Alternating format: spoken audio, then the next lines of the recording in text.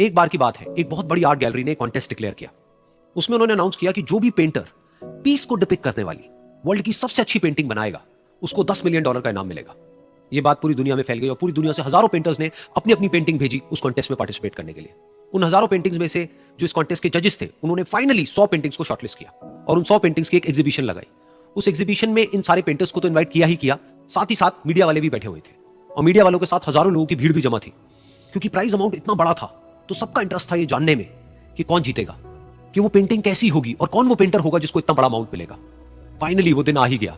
वहां पर सारी ही पेंटिंग्स देखने लायक थी और एक से बढ़कर एक थी। उसमें से कुछ पेंटिंग्स थी जहां पर सबसे ज्यादा भीड़ थी।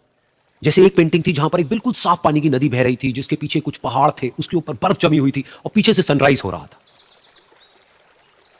एक और पेंटिंग थी जहां पर पेंटर ने पीस को डिपिक्ट किया था फुल मून नाइट के थ्रू, यानी कि एक बिल्कुल पीसफुल लेक थी जिसका पानी बिल्कुल स्टिल था, इतना स्टिल कि उसके अंदर आप रिफ्लेक्शन देख सकते थे आसपास में जो भी कुछ था उसका, बिल्कुल एक मिरर की तरह। और बिल्कुल डार्क आसमान में कुछ तारे चमक रहे थे और एक चांद चमक रहा था। उसके अलावा एक पेंटिंग थी जिसमें बिल्कुल सफेद बादल थे, नीला आसमान था और बिल्कुल हरी हरी घास थी। यानी कि सारी ही पेंटिंग्स ऐसी जिसको देख करके ही मन शांत हो जाए। तो कॉन्टेस्ट बहुत ही टफ था क्योंकि सारी पेंटिंग्स एक से बढ़कर एक थी। तो जजेस के लिए शॉर्टलिस्ट करना कि कौन सी पेंटिंग बेस्ट है, that was very very difficult. लेकिन वो मोमेंट आ ही गया जब जजेस ने अपना माइंड मेकअप कर लिया और एक पेंटिंग को इन सारी पेंटिंग्स में से सिलेक्ट कर लिया और उस पेंटिंग को एक बड़े से कर्टेन के पीछे रख दिया। सामने वो सारे पेंटर्स बैठे हुए थे, मीडिया वाले थे और हजारों लोगों की भीड़ थी। सबकी क्यूरियोसिटी बढ़ती चली जा रही थी क्योंकि अमाउंट बहुत बड़ा था। लेकिन जैसे ही वो पर्दा हटा और सामने से सबने उस पेंटिंग को देखा तो सब हैरान रह गए। सब एक दूसरे की शक्ल देखने लगे। किसी को कुछ समझ नहीं आ रहा था कि एक्चुअल में हो क्या रहा है, क्योंकि वो पेंटिंग जो वहां पर दिख रही थी वो दूर दूर तक शांति को डिपिक्ट नहीं कर रही थी। तो सबको लगा कि शायद उस आर्ट गैलरी से कोई गलती हुई है या जजेस से कोई गलती हुई है और किसी गलत पेंटिंग को वहां पर रख दिया है।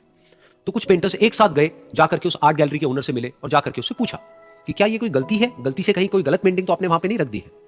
तो आर्ट गैलरी वाला थोड़ा सा मुस्कुराया और बोला नहीं, ये पेंटिंग बिल्कुल ठीक है, जजेस ने इसी पेंटिंग को सिलेक्ट किया है और यही पेंटिंग आज की विनर है। सारे पेंटर्स ये जवाब सुन करके गुस्से से भर गए और सबने मिलकर के रिवोल्ट कर दिया। और ये देख करके सारे मीडिया वाले अपनी अपनी जगह से खड़े हुए और भागते हुए गए उस आर्ट गैलरी के ओनर के पास में और अपने अपने माइक्स उनके मुंह के आगे कर दिए। तो अगेन वो आर्ट गैलरी का जो ओनर था वो हल्का सा मुस्कुराया और उसने कहा कि मुझे कुछ बोलने से पहले एक बार इस पेंटिंग को आप लोग ध्यान से देखिए, थोड़ा पास से देखिए, शायद आपको कुछ ऐसा नजर आए जो दूर से नजर नहीं आ रहा है। क्योंकि आप सबने एक चीज तो देख ली कि इस पेंटिंग में आंधी है, तूफान है, चारों तरफ सब कुछ तहस नहस हो रहा है, आसमान में बिजली कड़क रही है, काले बादल है, ये सब तो आपने देख लिया। लेकिन एक चीज नहीं देखी कि इस पेंटिंग में एक घर भी है। उस घर में एक छोटी सी खिड़की है जहां पर एक आदमी खड़ा हुआ है।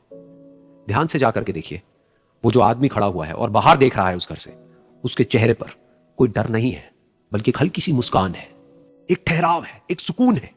और यही है शांति का असली मतलब। यानी कि शांति का मतलब यह नहीं है कि हमारे बाहर सब कुछ शांत है और फिर हम शांत हैं, क्योंकि वो टेम्पररी है। असली शांति का मतलब यह है कि हमारे बाहर चाहे जो कुछ भी हो रहा हो, हम अंदर से पूरी तरह से शांत हैं, हमारा मन शांत है। क्योंकि जिसका मन शांत नहीं है उसको चाहे आप कितनी भी सुंदर से सुंदर जगह पर ले जाकर के बिठा दो, वो वहां पर भी जाकर के दुखी ही रहेगा। लेकिन दूसरी तरफ से जिसका मन शांत है, उसके बाहर चाहे कुछ भी हो रहा हो, चाहे मौसम कैसा भी हो, चाहे उसके आसपास में सब कुछ तहस नहस हो रहा हो, तूफान हो, लेकिन वो अंदर से बिल्कुल शांत रहेगा। और यही है शांति का असली मतलब।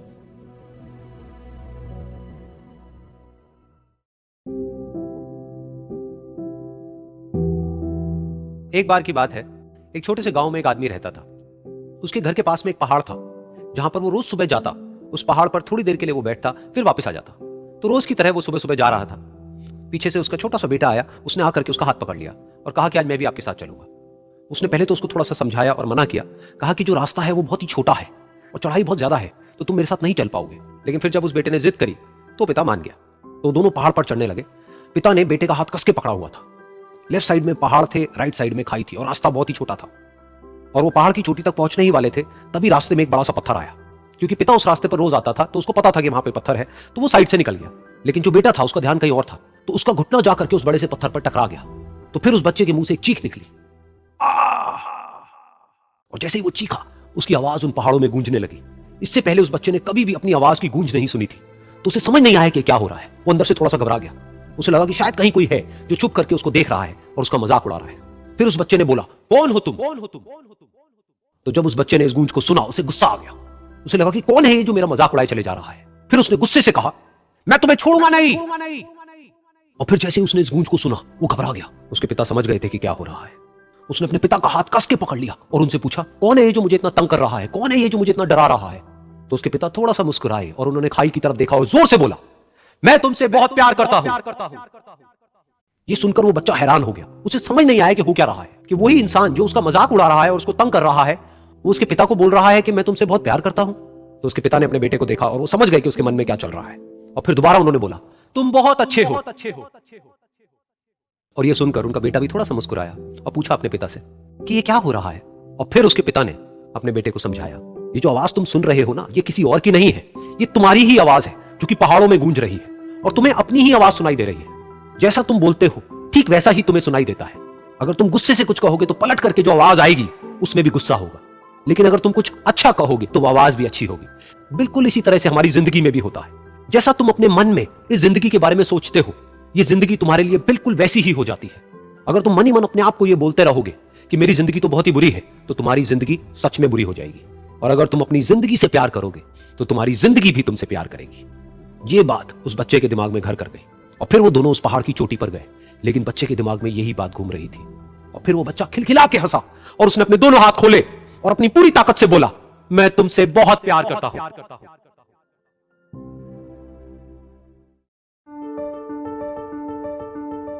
एक बार की बात है, एक बहुत बड़ा नेता एक साधु के छोटे से आश्रम में गया, क्योंकि उसने बहुत सुना था उस साधु के बारे में और उसके मन में आया कि मैं एक बार जाकर के देखता हूं कि लोग इतनी तारीफ क्यों करते हैं उसकी। तो जब वो उस आश्रम में गया तो वहां पर एक छोटा सा कमरा था जहां पर एक कालीन बिछा हुआ था। वहां पर कुछ लोग बैठे हुए थे नीचे और साधु जी सामने बैठे हुए थे। कुछ सवाल जवाब चल रहा था। तो जैसे ही वो अंदर गया, वो अकेला नहीं था, उसके साथ में 4 बॉडीगार्ड्स भी थे। और उसको ये आदत थी कि जहां पर भी वो जाता था लोग अपनी जगह से खड़े हो जाते थे, उसकी तरफ देखते थे, हाथ जोड़ते थे, अपना सर झुकाते थे। लेकिन यहां पर ऐसा कुछ भी नहीं हुआ। साधु ने उसकी तरफ देखा तक नहीं, क्योंकि वो साधु किसी के सवाल का जवाब दे रहे थे। लेकिन नेता को इस बात पे गुस्सा आ गया। नेता को लगा कि ये मेरी बेइज्जती है। तो उस नेता ने साधु की बात को बीच में ही काटते हुए थोड़ा गुस्से से कहा, मैं आपसे कुछ कहना चाहता हूं। साधु ने उसकी तरफ देखा और बोले, आप थोड़ी देर रुकिए, पहले मैं इनके सवाल का जवाब दे लूं, उसके बाद में मैं आपसे बात करूंगा। तब तक अगर आप चाहें तो आप बैठ सकते हैं। बस साधु का इतना कहने की देर थी। नेता का चेहरा गुस्से से लाल हो गया और फिर उसने अपना सारा गुस्सा उस साधु के ऊपर निकाल दिया। अभी तक वो नेता बहुत ही तमीज से बात कर रहा था, यानी कि आप कह करके बात कर रहा था। अब वो तू तड़ाक पे उतर आया। नेता ने उस साधु को कहा, तुझे पता भी है मैं कौन हूं और तू किससे बात कर रहा है? साधु ने उसकी तरफ देखा और कहा, मुझे इससे कोई फर्क नहीं पड़ता कि आप कौन हैं, लेकिन आप जो कोई भी है, अगर आप चाहते हैं कि मैं आपके सवाल का जवाब दूं या आपसे बात करूं तो आपको कुछ देर रुकना होगा। और साधु के ये कहते ही नेता गुस्से से पागल हो गया और वहीं सबके सामने चीखने चिल्लाने लग गया, अब मैं तुझे तेरी असली औकात दिखाऊंगा। तूने मुझसे पंगा लेकर के ठीक नहीं किया है। तुझे पता भी है मैं तेरे बारे में क्या सोचता हूं। साधु ने फिर से उसकी तरफ देखा और बड़े ही प्रेम से कहा कि मुझे इससे कोई फर्क नहीं पड़ता है कि आप मेरे बारे में क्या सोचते हैं, आप जो चाहे वो मेरे बारे में सोच सकते हैं। फिर उस नेता ने बोला कि तुझे सुनना चाहता है या नहीं, लेकिन मैं तुझे बताऊंगा यही सबके सामने कि मैं तेरे बारे में क्या सोचता हूं। तू एक बहुत ही घटिया इंसान है, तू कोई साधु नहीं है, तू एक ढोंगी है, पाखंडी है, और यहां पर जितने भी लोग बैठे हैं उन सबको बेवकूफ बना रहा है। तेरा बस एक ही मकसद है कि इन लोगों की जेब में जितना भी पैसा है वो सब तेरे पास में आ जाए। तू अपने फायदे के लिए इन लोगों का इस्तेमाल कर रहा है और अब मैं तुझे नहीं छोड़ने वाला, तेरा पर्दाफाश करके रहूंगा पूरी दुनिया के सामने। लेकिन उसके इतना बोलने के बाद भी उस साधु के चेहरे पर हल्की सी मुस्कान बनी ही रही। ये देखकर वो और तिल मिला गया और उसने कहा, अब बहुत हुआ, अब मैं यहाँ 1 मिनट भी नहीं रुकने वाला, लेकिन अभी भी तेरे पास में मौका है, अगर मुझसे माफी मांगनी है या मुझसे कुछ कहना है तो कह सकता है।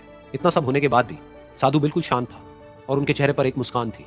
उन्होंने अपनी आंखें बंद कर ली। फिर साधु ने अपनी आंखें खोली, हाथ जोड़े और कहा कि मुझे आपसे कोई गिला शिकवा नहीं है, मेरे मन में आपके लिए कोई भी गलत ख्याल नहीं है। जो भी आपने मेरे बारे में कहा वो आपकी अपनी सोच थी, तो मुझे आप में कोई भी बुराई नजर नहीं आती है। मुझे आप एक बहुत ही भले इंसान लगते हैं। और साधु के इतना कहते ही नेताजी का दिमाग 7वें आसमान पर पहुंच गया। उनके चेहरे पर एक अजीब सी खुशी थी, क्योंकि उस साधु ने वही कहा जो बाकी सब लोग उस नेता को कहते हैं। और वो खुशी खुशी उस आश्रम से अपने घर की तरफ चला गया और जाकर के अपने पिताजी के साथ में बैठ गया। उसके पिताजी की आंखें बंद थी और वो ध्यान में थे। पूरी जिंदगी उन्होंने सिर्फ लोगों की सेवा करी और बदले में कुछ भी एक्सपेक्ट नहीं किया। तो थोड़ी देर बाद जब उन्होंने अपनी आंखें खोली और देखा अपने बेटे को अपने साथ बैठे हुए, तो उनके बेटे के चेहरे पर आज एक अजीब सी खुशी थी जो आज से पहले उन्होंने कभी नहीं देखी थी। फिर उसने एक एक करके सब कुछ बताया कि आज क्या हुआ, किस तरह से वो आश्रम गया, वहां पर क्या हुआ, उसने क्या कहा, उन्होंने क्या कहा।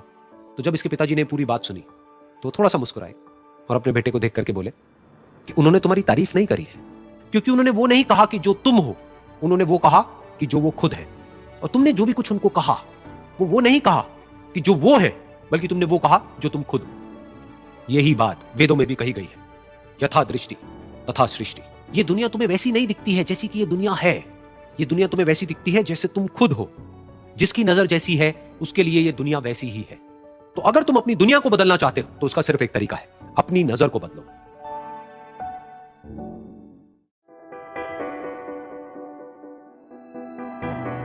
ये कहानी है एक छोटी सी बच्ची की जिसको बहुत गुस्सा आता था, बात बात पे गुस्सा आता था। और जब उसको गुस्सा आता था तो वो ये नहीं देखती थी कि उसके सामने कौन है, और जो उसके मन में आता था वो सब बोल देती थी। कई कई बार तो वो कुछ चीजें उठाती और जमीन पे फेंकती और तोड़ देती। तो उसके माँ बाप बहुत परेशान हो गए, उनको समझ नहीं आ रहा था कि वो क्या करें। उन्होंने बहुत कोशिश करी उस बच्ची को समझाने की अलग अलग तरीके से, लेकिन वो बच्ची समझ ही नहीं रही थी। फिर एक दिन उसकी माँ ने उसकी ट्यूशन टीचर से बात करी, क्योंकि ट्यूशन टीचर ही एक ऐसी थी जिसकी की वो बात सुनती थी। तो उसकी टीचर ने उसकी माँ की सारी बातों को सुना और उनको बोला कि आप चिंता मत करो, आने वाले कुछ दिनों के अंदर अंदर ही इस बच्ची का गुस्सा पूरी तरीके से खत्म हो जाएगा। उसकी माँ को समझ नहीं आया, लेकिन फिर भी उन्होंने कहा कि कोशिश करने में क्या जाता है। फिर उस दिन रोज की तरह जब वो टीचर आई और वो क्लास शुरू होने वाली थी, तो उसकी टीचर ने उस बच्ची से कहा कि आज हम पढ़ाई नहीं करेंगे, आज हम एक गेम खेलेंगे। तो बच्ची ये सुनकर के बहुत खुश हो गई। फिर टीचर उस बच्ची के साथ में उस घर के पीछे एक दीवार के पास में जाकर के खड़ी हो गई, और उस टीचर ने उस बच्ची को कहा कि गेम ये है कि अब जब भी तुम्हें गुस्सा आए तुम्हें कील लेनी है और यहां पर आकर के इस दीवार में गाड़ देनी है, थोड़ी सी जितनी हो सके। फिर उस बच्ची ने टीचर से पूछा लेकिन इससे क्या होगा? तो टीचर ने कहा कि जब ये गेम खत्म हो जाएगी तो तुम्हें एंड में एक प्राइज मिलेगा। फिर उस बच्ची ने बिल्कुल वैसा ही किया जैसे कि उस टीचर ने कहा था, यानी कि अब उसको जब भी गुस्सा आता तो वो जाती और जाकर के एक कील उस दीवार में गाड़ देती। तो जैसा कि उस लड़की को बहुत गुस्सा आता था तो पहले ही दिन वहां पर 10 से ज्यादा कीलें गड़ गई, लेकिन उन कीलों को गाड़ने के लिए उसको बार बार पीछे जाना पड़ता और जाकर के उस कील को गाड़ना पड़ता। तो उसके दिमाग में आया कि जितनी मेहनत मैं लगाती हूं उस कील को गाड़ने में, उससे कम मेहनत में मैं अपने गुस्से को कंट्रोल कर सकती हूँ। अगले दिन 8 कीलें गड़ी, उसके अगले दिन 6, फिर 4, फिर 3, फिर 2, फिर 1। फिर एक ऐसा भी दिन आया जब एक भी बार उसको गुस्सा नहीं आया और एक भी कील उस दीवार में नहीं गड़ी, और वो बच्ची बहुत खुश हो गई। खुशी खुशी वो अपनी टीचर के पास में गई और जाकर के उनको बताया कि देखो मैम, आज मैंने एक भी कील उस दीवार में नहीं गाड़ी है क्योंकि मेरे को एक बार भी गुस्सा नहीं आया है। तो मैम ने उसको थोड़ी सी शाबाशी दी और मैम उसके साथ में उस दीवार के सामने जाकर के खड़ी हो गई। अब मैम ने उस बच्ची को कहा कि गेम अभी खत्म नहीं हुई है, अब तुम्हें क्या करना है कि जिस भी दिन तुमको बिल्कुल भी गुस्सा नहीं आता है उस दिन के एंड में तुम एक कील को इस दीवार से निकाल दोगी। तो बच्ची ने वैसा ही किया, लेकिन क्योंकि कीलें बहुत ज्यादा थी तो 1 महीने से भी ज्यादा टाइम लग गया उन सारी कीलों को बाहर निकलने में। लेकिन एक दिन ऐसा भी आया जब सारी कीलें उस दीवार से बाहर निकल गई। फिर वो बच्ची बहुत ही खुश होकर के अपनी टीचर के पास में गई और जाकर के बोला कि अब उस दीवार में एक भी कील नहीं है। तो उसकी टीचर उस बच्ची के साथ में उस दीवार के सामने जाकर के खड़ी हुई, उसने देखा कि एक भी कील नहीं है दीवार में। फिर उसको उसकी एक फेवरेट चॉकलेट गिफ्ट करी और बोला कि तुम इस प्राइज को जीत गई हो। बच्ची बहुत ही खुश हो गई। फिर टीचर ने उस बच्ची से पूछा कि क्या तुमको इस दीवार में कुछ नजर आ रहा है? तो बच्ची ने कहा नहीं मैम, इसमें तो कुछ भी नहीं है, सारी कीलें निकल चुकी है। तो उस टीचर ने कहा एक बार ध्यान से देखो, शायद कुछ नजर आए। तो उस बच्ची ने दोबारा देखा और कहा वो जो कीलें मैंने गाड़ी थी उसके कुछ निशान मुझे नजर आ रहे हैं दीवार में। जब बच्ची ने ये देख लिया, फिर उसकी मैम ने उस बच्ची को कहा जैसे तुमने इस दीवार में कील गाड़ी और अब तुम उस कील को तो निकाल सकती हो लेकिन उसके निशान को नहीं मिटा सकती, ठीक इसी तरह से होता है जब तुम गुस्सा करती हो। जब तुम गुस्सा करती हो अपने माँ बाप पे या किसी पे भी, तो उनके दिल पर चोट लगती है, उनको दर्द होता है और वहां पर एक निशान रह जाता है। उस निशान को तुम चाह करके भी हटा नहीं सकती, फिर चाहे तुम उनसे जितना मर्जी माफी मांग लो। ये सुनकर बच्ची को अपनी गलती का एहसास हुआ और वो रोने लगी और वो भागती हुई गई और अपनी माँ के पास में जाकर के उनसे गले लग गई और अपनी माँ को बोली कि मम्मा, मैं आज के बाद कभी गुस्सा नहीं करूंगी, मुझे समझ आ गया मैंने क्या गलती करी। और उस दिन के बाद उस बच्ची ने कभी गुस्सा नहीं किया।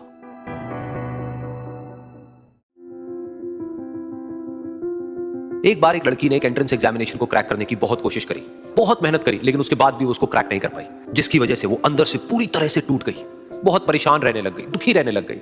उसके पिता से अपनी बेटी की हालत देखी नहीं गई। फिर उन्होंने एक दिन अपनी बेटी को बुलाया और उन्होंने अपनी बेटी को कहा कि तुम मेरे साथ एक बार किचन में चलो, मुझे तुम्हें कुछ दिखाना है। किचन में पहले से उन्होंने गैस स्टोव के ऊपर 3 बोल रखे हुए थे। फिर उन्होंने उन तीनों बोल्स के अंदर पानी भरा, एक के अंदर कुछ आलू डाले, एक के अंदर कुछ अंडे और एक के अंदर कॉफी बीन्स, और उसको उबलने के लिए छोड़ दिया। उसके बाद में 5 मिनट हो गए, 10 मिनट हो गए, 20 मिनट हो गए, और वो वहां पर खड़े रहे अपनी बेटी के साथ में और उसको देखते रहे।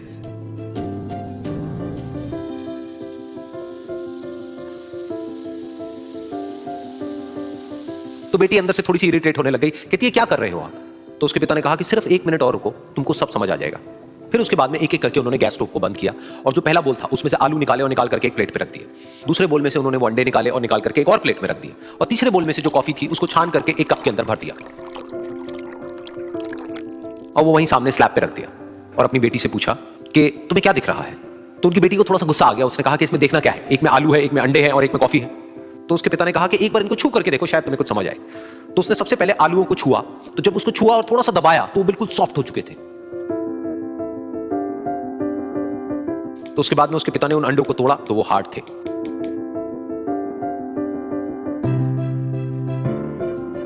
और फिर उसके पिता ने वो कॉफी वाला कप उठाया और अपनी बेटी को कहा कि एक बार इसको सूंघ करके देखो।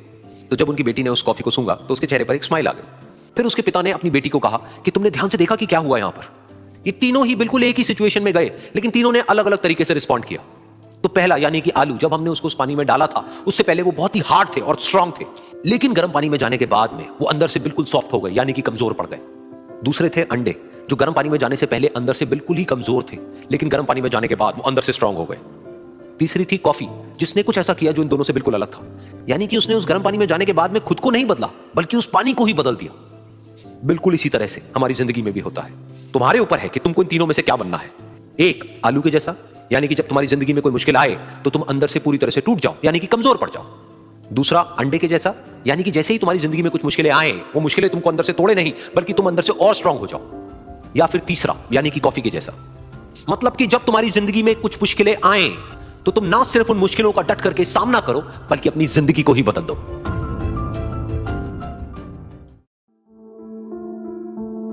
ये कहानी है दो दोस्तों की जो कि एक छोटे से गांव में रहते थे। एक बार वो दोनों किसी काम से शहर गए और वापस अपने गांव लौट रहे थे। उनके गांव तक पहुंचने के लिए उनको एक घने जंगल से होकर के गुजरना था, और जब वो उस जंगल से गुजर रहे थे तो एक दोस्त को प्यास लगी और वो पानी ढूंढने के लिए रास्ता भटक गए। थोड़ी ही देर बाद शाम हो गई और रात होने ही वाली थी। तो उन दोनों की नजर एक गुफा पे पड़ी जो कि पेड़ों से घिरी हुई थी चारों तरफ से। तो उन्होंने सोचा कि यही जगह ठीक है रात बिताने के लिए। तो दोनों ने कुछ लकड़ियां इकट्ठी करी, उस गुफा के अंदर गए और आग जला करके वहां पे बैठ गए। रात का वक्त था, गुफा के अंदर आग जल रही थी, बाहर बिल्कुल अंधेरा था और कुछ जानवरों की आवाजें आ रही थी। तो उन दोनों में से जो एक दोस्त था वो अंदर ही अंदर डरने लगा, क्योंकि उसने भूत प्रेतों की बहुत कहानियां सुनी थी कि रात के वक्त जंगल में कुछ भयानक आत्माएं भटकती हैं और अगर उनको कोई ऐसा भटका हुआ आदमी मिल जाए तो उसको नहीं छोड़ती। तो जब उसने भूत प्रेतों की बात अपने दोस्त से करी तो उसके दोस्त ने हंसते हुए उससे पूछा कि क्या कभी तूने किसी भूत को देखा है? तो उसने कहा नहीं, मैंने तो नहीं देखा, लेकिन मेरे कुछ जान पहचान के लोग हैं जिन्होंने देखा है। तो उसके दोस्त ने उसको समझाने की बहुत कोशिश करी कि यार ऐसी सुनी सुनाई बातों पर विश्वास नहीं करते हैं, अब तू सो जा और मुझे भी सोने दे, मुझे नींद आ रही है। और इतना कह करके उसका दोस्त वहीं पर लेट गया और थोड़ी देर में सो गया। लेकिन वो जो अंदर से डरा हुआ था वो लेट तो गया, लेकिन उसको नींद नहीं आ रही थी। उसको लग रहा था कि शायद यहां पर कहीं कोई है जो छुप करके कहीं से उसको देख रहा है। उस आग की वजह से कुछ परछाइयां बन रही थी वहां पर पत्थरों पर, तो उन परछाइयों को देख करके भी वो डर रहा था। फिर कुछ घंटे तक ऐसे ही चलता रहा। फिर उसके बाद में क्योंकि वो थका हुआ था तो उसको नींद आ गई। लेकिन नींद आने के कुछ देर बाद ही उसको एक सपना आया। सपने में उसको एक बहुत ही भयानक परछाई उसकी तरफ बढ़ती हुई नजर आई। अब जैसे जैसे वो अंदर से डरता चला जा रहा था, वो परछाई उसके और पास आती चली जा रही थी और बड़ी होती चली जा रही थी। और उस परछाई में एक हाथ उसको नजर आया जिसके बड़े बड़े नाखून थे, और वो हाथ उसकी तरफ बढ़ता चला गया और उसके गले तक पहुंचने ही वाला था कि तभी वो डर करके एकदम से उठा। फिर उसने अपने दोस्त की तरफ देखा जो कि सो रहा था, उसको पकड़ करके जोर से उठाया। फिर उसने अपने दोस्त को बताया कि उसके साथ में क्या हुआ। तो उसका दोस्त फिर हंसने लगा। फिर उसके दोस्त ने उसको कहा, अब अगर दोबारा से तुझे वो परछाई दिखे तो तू वही कहियो जो मैं तुझे कह रहा हूं कहने के लिए। फिर देखते हैं वो परछाई तेरा क्या करती है। तुझे अपने अंदर ही अंदर बोलना है, मैं तुझसे नहीं डरता, सामने आ। तो उसके दोस्त ने वैसा ही किया। थोड़ी देर बाद दोबारा से उसको सपने में वही परछाई नजर आई और वो परछाई धीरे धीरे उसकी तरफ बढ़ने लगी। लेकिन इस बार वो उस परछाई से डरा नहीं, बल्कि अपनी पूरी हिम्मत जुटा करके उसने वही कहा, मैं तुझसे नहीं डरता, सामने आ। मैं तुझसे नहीं डरता, सामने आ। मैं तुझसे नहीं डरता, सामने आ। जैसे जैसे वो ये बोलने लगा, वो परछाई छोटी होने लगी और उससे दूर होने लगी।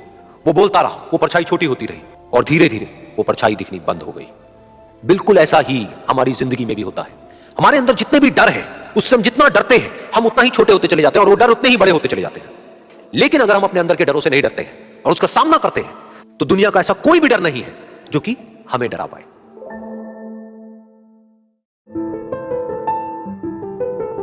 एक बार की बात है, कुछ साइंटिस्ट ने मिलकर के एक बहुत ही इंटरेस्टिंग एक्सपेरिमेंट किया। उन्होंने क्या किया कि एक बहुत बड़ा सा पिंजरा लिया, उसके अंदर 5 बंदरों को रख दिया और वहां पर एक सीढ़ी लगा दी। उस सीढ़ी के टॉप पर कुछ केले रख दिए। फिर उन साइंटिस्ट ने क्या किया कि जैसे ही कोई भी बंदर उस सीढ़ी पर चढ़ता केलों तक पहुंचने के लिए, तो ऊपर से ठंडे पानी की बारिश करने लग जाती। तो जैसे ही वो ठंडा पानी गिरता उस बंदर के ऊपर जो कि सीढ़ी पर चढ़ रहा था, वो फटाफट से नीचे आता तो पानी बंद हो जाता। फिर दोबारा से कोई और बंदर उस सीढ़ी पर चढ़ता उन केलों तक पहुंचने के लिए, दोबारा से यही होता। दोबारा से ऊपर से ठंडे पानी की बारिश होती, वो बंदर जैसे ही नीचे आता दोबारा से बारिश बंद हो जाती। तो बंदरों ने इसका मतलब ये निकाला कि जैसे ही कोई भी सीढ़ी पर चढ़ता है तो ऊपर से ठंडा पानी गिरता है। फिर उसके बाद में जैसे ही कोई भी बंदर उस सीढ़ी पर चढ़ने की कोशिश भी करता तो बाकी के बंदर सब इकट्ठे होकर के उसको पकड़ते, उसको मारते, उसको पीटते और उसको नीचे गिरा देते। फिर दोबारा कोई कोशिश करता, दोबारा उसके साथ भी ऐसा ही होता। फिर उन साइंटिस्ट ने क्या किया कि उन 5 बंदरों में से एक बंदर को उस पिंजरे में से निकाला और उसकी जगह एक नए बंदर को उस पिंजरे के अंदर डाल दिया। अब उस बंदर को नहीं पता था कि यहां पर क्या खेल चल रहा है। उसको जैसे ही सीढ़ी के ऊपर वो केले नजर आए, वो फटाफट से उस सीढ़ी के ऊपर चढ़ने लगा। अब की बार साइंटिस्ट ने कोई बारिश नहीं करी, लेकिन फिर भी जो बाकी के बंदर थे उन्होंने इसको पकड़ा, सीढ़ी से नीचे उतारा और मारते पीटने लग गए। इस बंदर को समझ नहीं आया कि मेरे को क्यों मारा जा रहा है, तो उसने दोबारा कोशिश करी। जैसे उसने दोबारा कोशिश करी, दोबारा से उन 4 बंदरों ने वही किया। तो अब इस नए बंदर के दिमाग में क्या बैठ गया कि सीढ़ी पर चढ़ना मना है, अगर सीढ़ी पर चढ़ते हैं तो मार पड़ती है। उस सीढ़ी पर चढ़ना क्यों मना है और क्यों मार पड़ती है वो उसको नहीं पता था, बट उसके दिमाग में ये बैठ गया कि इस सीढ़ी पर नहीं चढ़ना है, ना किसी को चढ़ने देना है। फिर दोबारा से उन साइंटिस्ट ने क्या किया कि जो पुराने 4 बंदर थे उसमें से एक बंदर को निकाला और एक नए बंदर को उसी जगह पर डाल दिया। अब इस नए बंदर ने भी वही किया जो इससे पहले वाले ने किया था, यानी कि वो भागता हुआ गया, उस सीढ़ी के ऊपर चढ़ने की कोशिश करी, उन केलों तक पहुंचने की कोशिश करी, बाकी 4 इकट्ठे हो गए और उन्होंने उसको मारा पीटा, सीढ़ी से नीचे गिरा दिया। उसको कुछ समझ नहीं आया, उसने दोबारा कोशिश करी, दोबारा उसके साथ यही हुआ और अब इस बंदर के दिमाग में भी यही बैठ गया कि सीढ़ी पर चढ़ना मना है और सीढ़ी पर चढ़ने से मार पड़ती है। फिर साइंटिस्ट ने एक एक करके जो पुराने 3 बंदर बचे हुए थे उसमें से भी एक एक करके उन बंदरों को निकाला और उनकी जगह पर 3 नए बंदर आ गए। अब ये 5 बंदर नए थे और किसी को भी ये नहीं पता था कि उस सीढ़ी पर चढ़ना मना क्यों है, लेकिन उन सबके दिमाग में बैठा हुआ था कि सीढ़ी पर चढ़ने से मार पड़ती है, तो कोई भी कोशिश नहीं कर रहा था। जबकि अब कोई ठंडे पानी की बारिश भी नहीं हो रही थी। वो चाहते तो आराम से उस सीढ़ी पर चढ़ते, केले तोड़ते और आपस में बांट करके खा लेते। बिल्कुल ऐसा ही हम लोगों के साथ भी होता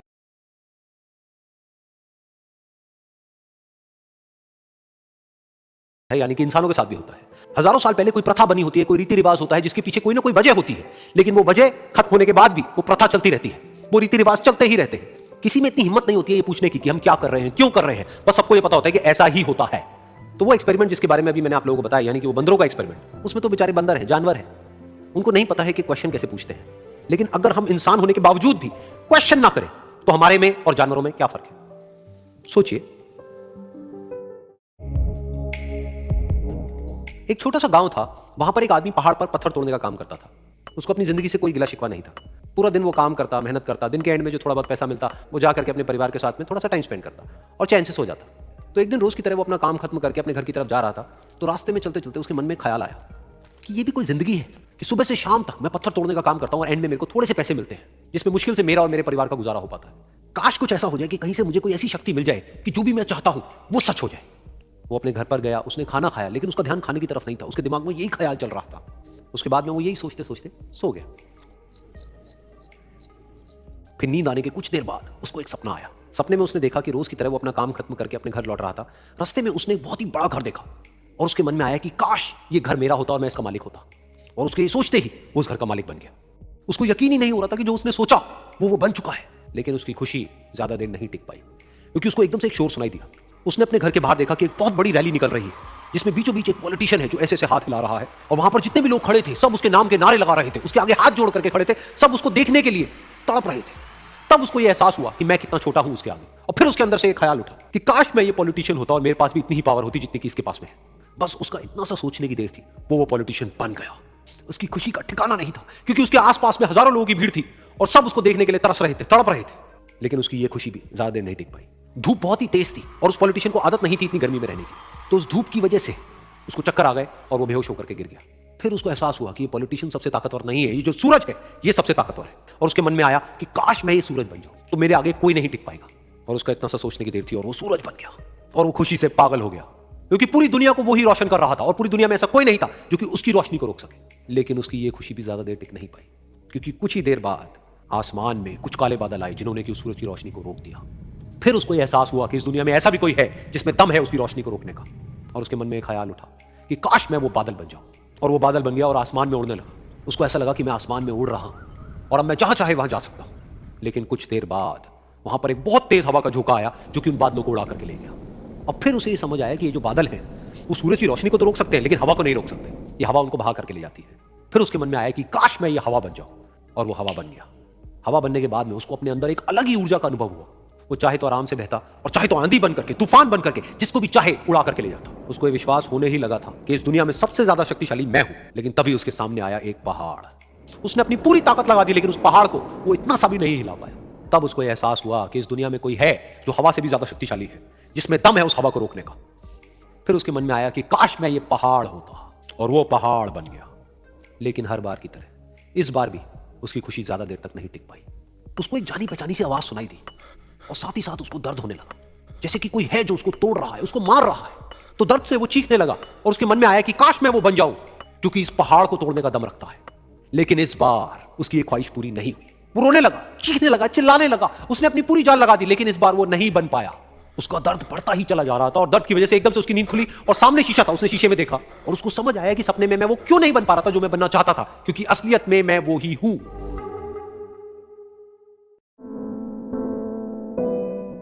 ये कहानी है दो दोस्तों की, और उनकी दोस्ती की शुरुआत हुई थी अभी कुछ दिन पहले हॉस्पिटल के कमरे से, जहां पर वो दोनों एडमिट थे। तो दोनों में से जो एक था उसको अभी कुछ दिन पहले एक पैरालिसिस का अटैक आया था, जिसकी वजह से गर्दन के नीचे की उसकी पूरी बॉडी पैरालाइज हो गई थी और वो अपनी एक उंगली तक नहीं हिला सकता था। और पूरे दिन जो भी नर्स उसके पास में आती वो उसको एक ही बात कहता कि मुझे कोई ऐसा इंजेक्शन दे दो जिससे कि मैं मर जाऊं, अब मैं और जीना नहीं चाहता, ऐसी जिंदगी का मैं क्या करूं। तो उसका जो दोस्त था उस कमरे में, क्योंकि वो चल फिर सकता था, तो रोज सुबह और रोज शाम को उस कमरे में एक खिड़की थी, उसके पास में जाकर के खड़ा हो जाता और अपने दोस्त को बताता कि उस खिड़की के बाहर क्या चल रहा है। बिल्कुल नीला आसमान है, सफेद बादल है, हल्की हल्की हवा चल रही है और कुछ पंछी उड़ रहे हैं। एक बहुत ही सुंदर बीच है जहां पर कुछ बच्चे मिट्टी के घरौंदे बना रहे हैं। कुछ लोग हैं जो वहां पर बैठे हुए बस समुद्र की लहरों को देख रहे हैं। कुछ लोग जॉगिंग कर रहे हैं, कोई एक्सरसाइज कर रहा है, कोई पतंग उड़ा रहा है। वहां पर एक आइसक्रीम की स्टॉल है जहां पर कुछ लोग आकर के आइसक्रीम खा रहे हैं। और सनसेट के टाइम पे जो पानी है वो पूरा गोल्डन हो जाता है और चमकने लगता है। तो शुरू में तो जब उसने वो सब बताना शुरू किया तो उसके दोस्त के ऊपर ज्यादा असर नहीं हुआ, लेकिन धीरे धीरे उसके अंदर जीने की चाह जागने लगी। अब वो सुबह का इंतजार करने लगा कि जल्दी से सुबह हो और मेरा दोस्त मुझे बताए कि आज यहां पर क्या हो रहा है। कुछ दिन तक ऐसे ही चलता रहा। फिर एक दिन जब वो सुबह उठा तो उसने देखा कि सामने वाला बेड खाली है। फिर उसने नर्स को बुलाया और उससे पूछा कि क्या वो डिस्चार्ज हो गया है। तो नर्स ने कहा कि आपको तो उन्होंने बताया होगा, उनके पास कुछ ही दिन बाकी थे और कल रात को ही उनकी डेथ हो गई है। ये सुन करके उसके अंदर की उम्मीद पूरी तरह से टूट गई, क्योंकि सिर्फ उसका दोस्त ही था जिसने उसको बाहर की दुनिया से जोड़ा हुआ था, जिसकी वजह से वो जान पाता था कि बाहर क्या हो रहा है और ये दुनिया कितनी खूबसूरत है। तो कुछ दिन तक तो वो रोता रहा और उसने जीने की चाह छोड़ दी। लेकिन दूसरी ही तरफ से उसके अंदर कहीं ना कहीं एक नई चाह पैदा हुई कि काश मरने से पहले एक बार मैं खुद अपनी आंखों से देखूं इस खिड़की के बाहर कि दुनिया कैसी है। जैसे जैसे उसकी ये चाह बढ़ने लगी, उसको अपने अंदर एक अजीब सी एनर्जी महसूस होने लगी। और फिर एक दिन उसने अपनी पूरी ताकत लगा दी और किसी तरीके से वो बेड से नीचे गिरा और पकड़ पकड़ करके किसी तरह से उस खिड़की तक पहुंचा। फिर उस खिड़की को पकड़ करके वो खड़ा हुआ और खिड़की के बाहर देख लिया। लेकिन खिड़की के बाहर देखते ही वो गुस्से से भर गया। उसने जोर से नर्स को आवाज लगाई और जैसे ही नर्स आई उसने नर्स से पूछा, ये तुमने क्या किया, ये खिड़की के बाहर काली दीवार क्यों खड़ी कर दी। तो नर्स को समझ नहीं आया वो क्या बोल रहा है। वो बोली कि मुझे 5 साल हो गए हैं यहां पर, जब से मैं आई हूं तब से तो ये काली दीवार यहां पर है। तब जाकर के उसको समझ आया कि उसका वो दोस्त उससे झूठ बोल रहा था। और उसने नर्स से पूछा, अगर ये काली दीवार पिछले 5 साल से यहां पर है तो मेरे दोस्त ने मुझसे झूठ क्यों कहा। तो नर्स थोड़ा सा मुस्कुराई और बोली कि मैं ये तो नहीं जानती कि उन्होंने आपसे झूठ क्यों कहा, लेकिन मैं इतना जरूर जानती हूं कि जो भी कुछ उन्होंने आपसे कहा उसी वजह से आप अभी अपने पैरों पर खड़े हैं। तो इस कहानी से हमको यह सीखने को मिलता है कि जो हमारे शब्द हैं, जो हमारे वर्ड्स हैं, जो हम अपने मुंह से बाहर निकालते हैं, उसमें इतनी पावर है जिसकी कोई हद नहीं है। वो किसी आदमी को गिरा भी सकते हैं और उसको उठा भी सकते हैं। तो अब आपके ऊपर है कि आप अपनी इस पावर को यूज करते हो या मिस यूज करते हो।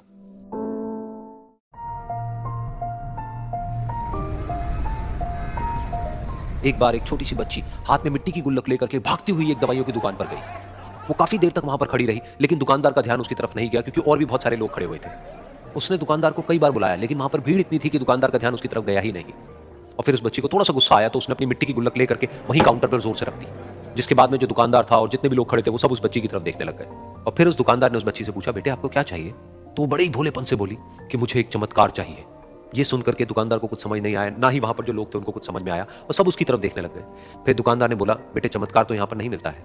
तो बच्ची को लगा कि वो उससे झूठ बोल रहा है। तो बच्ची ने कहा कि मेरी गुल्लक में बहुत पैसे हैं, आप बताओ आपको कितने पैसे चाहिए, लेकिन मैं आज यहाँ से चमत्कार लेकर के ही जाऊंगी।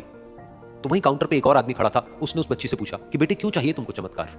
तब उस बच्ची ने अपनी कहानी बताई कि अभी कुछ दिन पहले मेरे भाई के सर में बहुत तेज दर्द हुआ, तो मेरे पापा मम्मी उसको हॉस्पिटल ले गए। उसके बाद कई दिन तक मेरा भाई घर नहीं आया।